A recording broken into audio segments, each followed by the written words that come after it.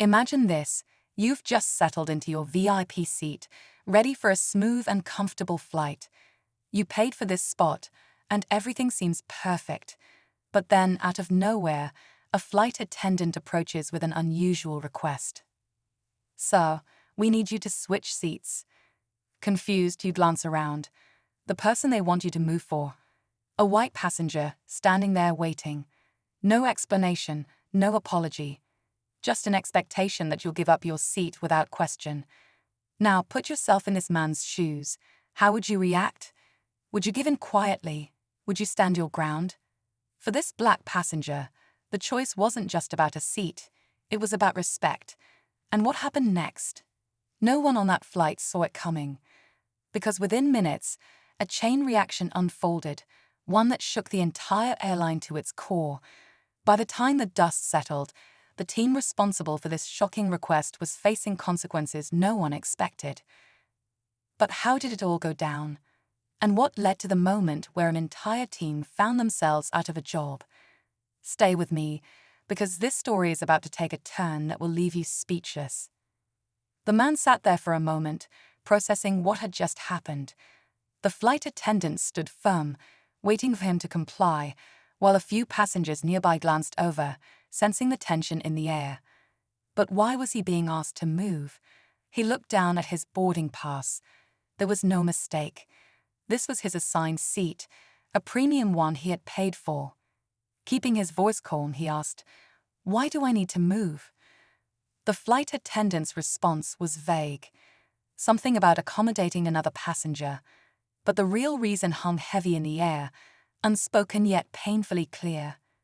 The other traveler, a middle-aged white man, didn't seem to be in distress, nor did he have any special request that required this switch. He simply stood there, waiting, as if he expected the man to comply without question. A few more seconds passed, the silence stretching. The black passenger felt something deeper than frustration, an old, familiar feeling. One that many people before him had experienced, but often let go to avoid confrontation. Not this time. "I'm sorry," he finally said, "but I'm not moving." The flight attendant's face tightened. She turned to another crew member, whispers, disapproving looks. Then something shifted. What happened next would change everything, because someone was watching, and they weren't about to stay silent. The flight attendant's expression shifted from polite insistence to quiet frustration. She turned away, speaking in hushed tones to a colleague. The other crew member nodded, then disappeared toward the front of the plane. The man could feel the weight of eyes on him now, some passengers pretending not to notice, others watching intently, waiting to see what would happen next. The white passenger still stood nearby, arms crossed, shifting his weight impatiently. He hadn't said a word, but his presence alone spoke volumes. It wasn't just about a seat anymore. It was about principle. It was about dignity. Minutes passed, and then, just as the tension seemed to settle, another airline employee arrived, a supervisor this time. She leaned down, lowering her voice. "Sir, we really need your cooperation." He exhaled slowly, keeping his voice steady. "I paid for this seat. I'm not moving." The supervisor hesitated. This wasn't going how they expected. Maybe they thought he would quietly agree, avoid making a scene. But he wasn't the only one aware of what was happening. Across the aisle, another passenger, a woman with her phone raised, had been recording. The moment wasn't just unfolding inside the plane anymore. It was about to go far beyond this flight, beyond this moment, and the airline had no idea what was coming next. The atmosphere in the cabin had shifted. What started as a quiet dispute over a seat was now something bigger. A few rows away, murmurs had started, passengers whispering, shaking their heads, glancing between the man and the airline staff. The woman recording was no longer the only one paying close attention. The supervisor straightened her posture, glancing toward the front of the plane. More crew members were gathering, talking amongst themselves.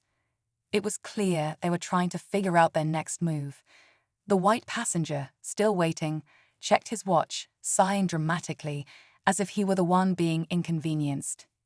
Then, An announcement crackled over the speakers. The captain's voice, calm but firm. "Ladies and gentlemen, we're experiencing a brief delay. Thank you for your patience." The man clenched his jaw. He knew what was happening.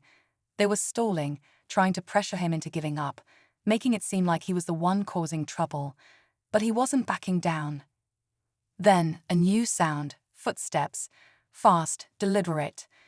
2 security officers boarded the plane. The entire cabin went silent. People shifted in their seats, some gripping their armrests, others raising their phones. The officers walked straight toward him. The moment had arrived. This was it. Whatever happened next would change everything, not just for him, but for everyone watching. The tension in the cabin was suffocating. As the 2 security officers approached, the man could feel his pulse quicken. His grip tightened around the armrests, but he refused to move. The other passengers were frozen, watching in silence, their expressions a mix of shock and unease.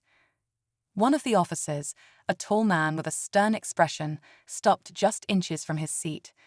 "Sir, we've been asked to escort you off the plane." His tone was neutral, but there was an edge to it, like he had already decided how this would end. The man stayed calm. "Why? I haven't done anything wrong." Before the officer could respond, another voice cut through the tension. "Wait, this isn't right." Heads turned. It was the woman recording the incident. She stood up, phone still in hand, her face set with determination. "He paid for this seat. You can't just force him to leave." The officers hesitated. The flight attendants exchanged uneasy glances. Then, another passenger spoke up. "Yeah, why is he being removed? This makes no sense." More voices joined in, a ripple effect of resistance spreading through the cabin. The crew hadn't expected this. They thought they were dealing with one man, but now the entire plane was watching, and they weren't staying silent. Then, a new voice entered the mix, one that no one expected. A deep, authoritative voice from first class. "I think you should rethink this decision."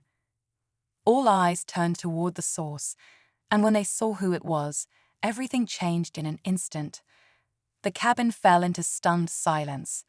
All eyes turned toward first class, where the voice had come from. Seated near the front was a man in a sharp suit, his expression calm but commanding. The flight attendants stiffened as they recognized him. He wasn't just another passenger. He was an executive from the airline itself. "I'd like to know why this gentleman is being asked to move," the executive said, his voice steady but firm. The crew hesitated. The security officers glanced at each other, suddenly unsure of their next move. The passengers who had spoken up now looked between the airline staff and the executive, waiting for an answer. The supervisor, the one who had first insisted the man give up his seat, shifted uncomfortably. "There was a request to switch seats," she said carefully. The executive raised an eyebrow. "A request," he repeated, "not a requirement."